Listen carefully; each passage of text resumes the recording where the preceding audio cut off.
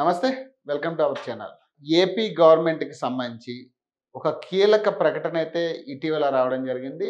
August 15 తారీఖు నుంచి free bus ఏదైతే వాళ్ళు సూపర్ సిక్స్‌లో పెట్టిర్రో, ఈ ఫ్రీ బస్ అనేది ఆగస్టు 15 నుంచి అమల్లో ఉంటుందని చెప్పేసి వాళ్ళు చెప్పడం జరిగింది. కొన్ని రోజుల క్రితమే దీని మీద ఒక అనౌన్స్‌మెంట్ అయితే రావడం జరిగింది. కానీ ప్రస్తుతానికి ఎటువంటి వార్తలు ఎక్కడ చక్కర్లు కొట్టలే గానీ, గత ఒక వారం కిందటైతే దీని మీద ఒక వార్త అయితే రావడం జరిగింది. మరి ఆగస్టు 15 తారీఖు రేపు నుంచి ఫ్రీ బస్ అమల్లో ఉంటుందా? ఉండదా? ఇవన్నీ కూడా తెలుసుకునే ప్రయత్నం చేద్దాం. మనతో పాటు టీడీపీ నేత కొరపాటి కిషోర్ గారు ఉన్నారు. ఆయనతో మాట్లాడే ప్రయత్నం చేద్దాం. అసలు దీని మీద ఎలాంటి స్టాండ్ తీసుకుంటుంది ప్రభుత్వం? ఎందుకంటే ఇప్పటిదాకా వీళ్ళ మీద ఉన్న మెయిన్ ఆరోపణ ఏంటంటే, ఈ ఏదైతే ఉచితాలు అని చెప్పేసి అనౌన్స్ చేశారో, ఈ ఉచితాలు అమలు చేయలేకపోతున్నారు. ఈ ఉచితాలకి పరిమితం లేదు, అంటే ఒక పేపర్ మీదే పరిమితం అయిందని చెప్పేసి మేనిఫెస్టో వరకే వీళ్ళ ఉచిత పథకాలు ఏవైతే పరిమితం అయినాయో అని చెప్పడం జరిగింది. సో, దీని గురించి మాట్లాడే ప్రయత్నం చేద్దాం. నమస్తే అండి. హలో. నమస్తే అండి కిషోర్ గారు. హలో. నమస్తే అండి. నమస్తే సార్. ప్రధానంగా ఇప్పుడు నేను మీకు కాల్ చేయడానికి కారణం ఏంటంటే, ఈ ఫ్రీ బస్ అంశం ఏదైతే ఆగస్టు 15 తారీఖు నుంచి ఫ్రీ బస్ ఇస్తానన్నారో మీరు. సో, మరి రేపటి నుంచి అమల్లో ఉంటదా? ఉండదా? ఎందుకంటే రేపే ఆగస్టు 15. అవును. సో, మీరు దీని మీద ఏం చెప్తారు? అంటే రేపటి నుంచి అమలు కాబోతుందా? లేదా? సో ఆల్రెడీ చంద్రబాబు నాయుడు గారు చెప్పారండి. ఫ్రీ బస్సు పలానా రోజు నుంచి మేము అనౌన్స్ చేస్తామని చెప్పి ఆయన కూడా చెప్పారు. సో ఖచ్చితంగా అదే రోజు మీకు ఫ్రీ బస్ అనేది ఉంటుంది. రేపటి నుంచి అయితే స్టార్ట్ అవ్వబోతుంది. సార్ చెప్పండి. దీని మీద ఏం మాట్లాడతారు? అంటే ఫ్రీ బస్ ఇవ్వదలుచుకుంటున్నారా? ఏంటి పరిస్థితి రేపటి నుంచి? ఫ్రీ బస్ అనేది 100% కూడా తెలుగుదేశం ప్రభుత్వం అనేది ఫ్రీ బస్ ఇవ్వడానికి ఖచ్చితంగా చూపిస్తుందండి. సో దీని గురించే నాకు తెలిసి 2 రోజుల కిందట చంద్రబాబు నాయుడు గారు కూడా రవాణా శాఖ వాళ్ళతో చర్చించడం జరిగింది. సో కాకపోతే దీనిలోని కొన్ని లోపాలు, కొన్ని ఏరియాలోని రోడ్లు సిచ్యువేషన్ కానీ, కొన్ని ఏరియాలో సర్వీసు సరిగా లేదు, అదనంగా కొన్ని సర్వీసులు కావాలి, వీటి మీద సమీక్ష చేశారు. నాకు తెలిసి రేపటి నుంచి అవ్వకపోవచ్చు కానీ అతి తొందరలో నాకు తెలిసి ఇంకొక వారం రోజుల్లోనూ 10 రోజుల్లో కూడా ఖచ్చితంగా ఫ్రీ బస్ అనేది స్టార్ట్ అవ్వచ్చు సార్. అంటే కొన్ని ఆరోపణలు వస్తున్నాయి మన ఈ గవర్నమెంట్ మీద కూడా, మీ గవర్నమెంట్ మీద.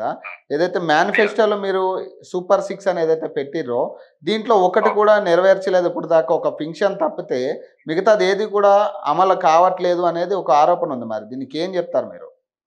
సార్, ప్రభుత్వం వచ్చింది కరెక్ట్ గా మొన్న ఆగస్టు 12వ తారీఖుకి 60 రోజులు. 60 రోజుల్లోనే మొత్తం అయిపోతాయని ఎలా అనుకుంటారు? సో ఈ రోజున వాళ్ళు చూస్తేనేమో వైఎస్ఆర్సీపీ ప్రభుత్వం 5 సంవత్సరాల్లో ఇంత వాడు అమలు చేసిన పథకాలు చూస్తే కనుక మొత్తం మీద కనీసం 25% కూడా అమలు చేయలేదు. దగ్గర 75% మేనిఫెస్టో ఐటమ్స్ అన్ని కూడా పెండింగ్ లో ఉన్నాయి. కాబట్టి నేను ఒక్కొక్కటి చెప్పాలని చెప్పి ఈ విధంగా వాడు ఫెయిల్యూర్ అని కూడా చెప్పగలను.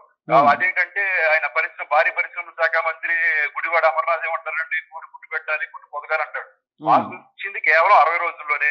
ఈ 60 రోజుల్లోనే 7 శ్వేతపత్రాలను రిలీజ్ చేస్తాం. అంటే ముందు అసలు ఇష్యూస్ ఎక్కడ ఉన్నాయి, ఏ విధంగా ఉన్నాయి, మనం ఎక్కడి నుంచి స్టార్ట్ అవ్వాలి, వాట్ ఈస్ వాట్ అని చెప్పేసి మొత్తం తీసుకున్నారు, సమీకరణాలు తీసుకున్నారు. దాన్ని బట్టి ఒక్కొక్కటి కూడా అమలు చేసుకుంటూ వస్తున్నారు. సో ఖచ్చితంగా ఇప్పుడు డిఎస్సి అమలు చేశారు కదా ఫస్ట్. అదే విధంగా సెకండ్ వచ్చేటప్పటికి పింఛన్ ఇచ్చారు, 7,000 రూపాయలు ఇచ్చారు.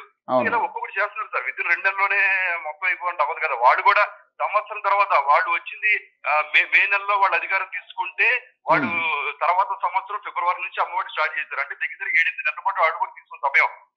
ఏ కొత్త గవర్నమెంట్ అయినా వచ్చిన తర్వాత కొంత సమయం కావాలి. అది తీసుకొని నిదానంగా ప్రజలకు ఏం కావాలన్నది ఒక్కొక్కటి కూడా తీసుకుంటూ వస్తారు సార్. అంటే ఇంకొక విషయం ఏంటంటే, ఇప్పుడు ఏదైతే మీరు వాలంటీర్ వ్యవస్థను మేము ఖచ్చితంగా తీయము, ఉంచుతాము, ఖచ్చితంగా వాళ్ళకి ఒక 10,000 వేతనం చేస్తాం, కనీస వేతనం అని చెప్పడం జరిగింది.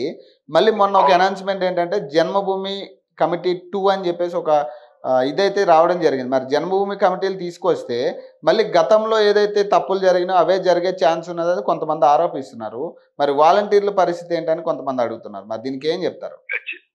ఖచ్చితంగా తెలుగుదేశం ప్రభుత్వం అనేది వాలంటీర్ వ్యవస్థకి సపోర్ట్ చేసింది, ఖచ్చితంగా చేస్తుంది. సో అంతేకాకుండా వైఎస్ఆర్సీపీ ప్రభుత్వం చివరిలో వాళ్ళు వెళ్ళిపోయేటప్పుడు చాలా మంది వాలంటీర్లని రాజీనామా చేయని ఫోర్స్ఫుల్ గా వాళ్ళు రిజైన్ చేయించిన పరిస్థితి కూడా చూసాం. దాని గురించి వాళ్ళు కోర్టులు కూడా వెళ్ళారు. సో కాబట్టి ఈ పేరు ఏదైనా ఇంతకుముందు చంద్రబాబు నాయుడు గారు 1999-96 ఆ టైంలో ఉన్నది స్వర్ణాంధ్రప్రదేశ్ అని చెప్తే, తర్వాత వైఎస్ రాజశేఖర గారు చేంజ్ చేశారు, హరితాంధ్రప్రదేశ్ అన్నారు. సో అదే విధంగా పేర్లు మార్చడమే తప్పితే కేవలం ఎందుకంటే ఇప్పుడు ఎవరి ప్రభుత్వం ఖచ్చితంగా ఉంటుంది. దాని పేర్లు మార్చి మాత్రం తీసేసినట్టు కాదు వ్యవస్థ అనేది. 100% కూడా ప్రతి ఒక్కరు కూడా న్యాయం జరిగే పరిస్థితి ఉంటుంది. ఎక్కడ కూడా ఏదైతే ఇప్పుడు కొన్ని ఇష్యూస్ ఈ రోజు జరిగితేనే కదా మనకి దాన్ని బట్టి దాన్ని ఎలా రెక్టిఫై చేసో తెలిసింది. మీరు జన్మభూమి కమిటీ వేసినా సరే 100% కూడా ప్రజలకి అనుకూలంగా జరుగుతాయి. కాదండి ఒకటండి ఏ విధంగా అయితే వైఎస్ఆర్ ఇప్పుడు ఒక విషయం అండి, ఇప్పుడు 5 సంవత్సరాలు ముఖ్యమంత్రిగా చేసిన వ్యక్తికి కనీస సెక్యూరిటీ ఇవ్వట్లేదు అనేది ఒక అంశము. ఇప్పుడు ఆయన ప్రత్యేకంగా నాకు ఒక సెక్యూరిటీ కావాలి, ఖచ్చితంగా Z+ సెక్యూరిటీ కావాలని ఆయన ఏదైతే పత్రం పెట్టుకున్నారో, మరి దాన్ని కూడా హోమ్ మినిస్టర్ కొంచెం వ్యంగ్యంగా మాట్లాడిన పరిస్థితి. మరి ఎందుకంటే ఎక్స్ సీఎంకి కనీస భద్రత కల్పించడం మీ హక్కు కదా, మీ డ్యూటీ కదా ఖచ్చితంగా. సార్ ఖచ్చితంగా ఆయన ఈ ప్రోటోకాల్ ప్రకారం సెక్యూరిటీని ఇచ్చారు. సో కాన్వాయ్ ఇచ్చారు.